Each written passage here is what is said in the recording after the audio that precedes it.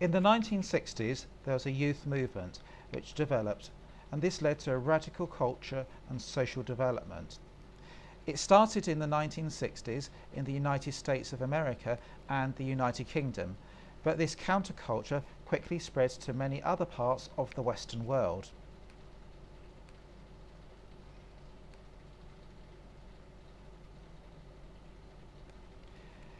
It also gained momentum and strength for the fight for civil rights, for both black Americans and for women.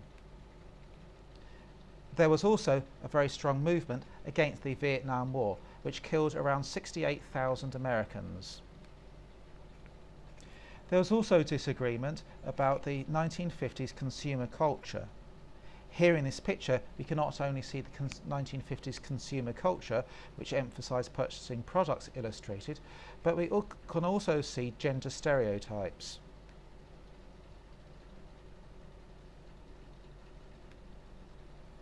The 1960s were the children of the baby boomers. These children grew up in the 1960s and became students.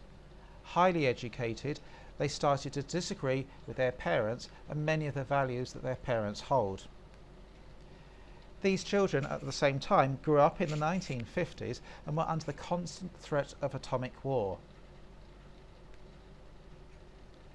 When they grew up, it would be normal to constantly see posters everywhere warning that they should be on guard and ready at any time for a nuclear strike from America.